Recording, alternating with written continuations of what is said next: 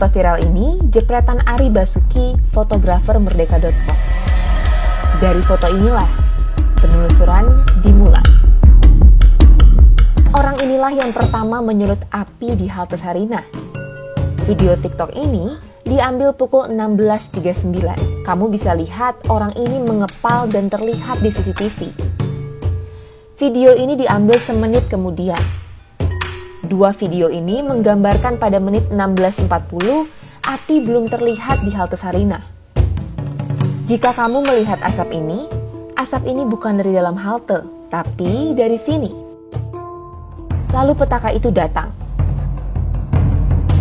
Orang ini, dan ini saling mengenal satu sama lain.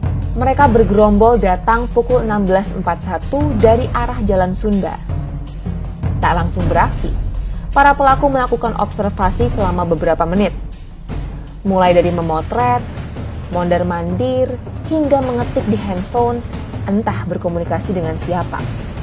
Menit 16.45, pelaku mendekat ke halte Sarinah. Ia sempat berkomunikasi dengan temannya dan menunjuk ke arah kobaran api di bagian selatan. Si pelaku maju sebentar, lalu kembali membawa traffic cone. Ia membakar cone itu sampai menyala dan membawanya ke halte. Tapi api keburu padam dan ia balik lagi ke kobaran api. Ia mencoba mencari bahan penyulut api lain, lalu menemukan apa yang dicari. Spanduk itu lalu ia bakar. Dengan api yang masih menyala, ia membawa spanduk itu ke halte pada menit 16.52. Ia kembali lagi ke titik kobaran api dan meminta salah satu temannya untuk membawa spanduk ke halte. Dia kembali ke titik api membawa spanduk, sempat mengambil kardus, lalu membakarnya bersama teman-temannya. Pada momen di menit 16.53 ini, kita bisa melihat tujuan pelaku datang ke lokasi memang bukan untuk berdemonstrasi, tetapi membakar halte. Di saat masa berlari menuju perempatan Sarinah menerobos barikade polisi, si pelaku dengan santai tetap fokus mencari api untuk membakar halte. Cukup lama di sana, ia lalu kembali lagi ke halte pada menit 16.57. Ia kembali ke titik api pada menit 16.59. Lalu kembali ke halte membawa penyulut api yang lebih besar.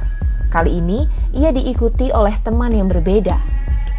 Menit 17.01, pelaku sempat berbalik badan setelah membakar halte.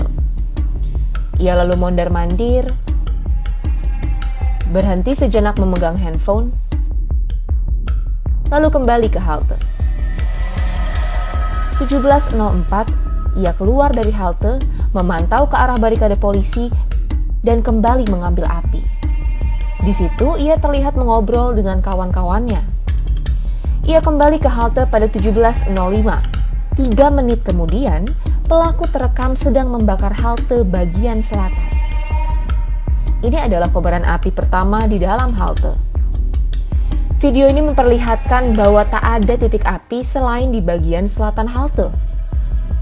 Video ini diambil pada 17.12. Terlihat dari orang ini dan ini yang tampak di CCTV. Di rekaman, terlihat api semakin membesar. Video ini diambil 3 menit kemudian.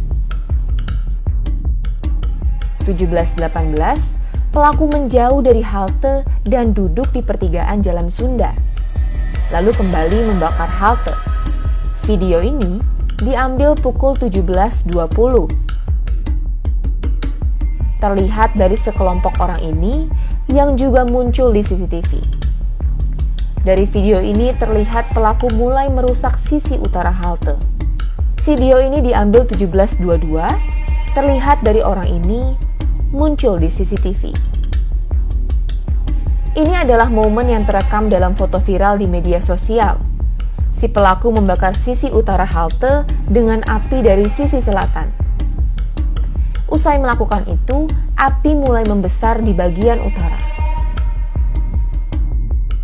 Dan pelaku duduk berkumpul dengan kawan-kawannya merayakan perbuatan yang telah mereka lakukan.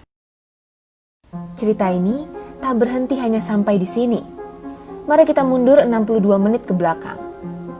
Semua berawal dari sini. Menit 16.25, terlihat 4 orang bergerombol datang dari arah Jalan Sunda. Saat tiba di pertigaan, 1 orang langsung memotret sekitar lokasi kejadian. Mereka diam di pertigaan cukup lama. Lalu kemudian gerombolan lain pun datang. Dari CCTV terlihat jelas bahwa mereka saling sapa dan kenal satu sama lain. Mereka mulai menyebar dan 3 lainnya menuju dekat kobaran api. 4 orang ini bergeser mendekati halte. Menit 16.59, mereka sempat bertegur sapa dengan pelaku pembakaran. 1 orang lainnya lalu bergeser kembali ke pertigaan. Dan mereka kembali berkumpul di tengah jalan. Sempat maju, saat polisi memukul mundur massa, mereka berlari ke arah Jalan Sunda. 10 menit kemudian, mereka kembali datang. Salah satu dari keempat orang ini tiba-tiba membawa kardus menuju halte.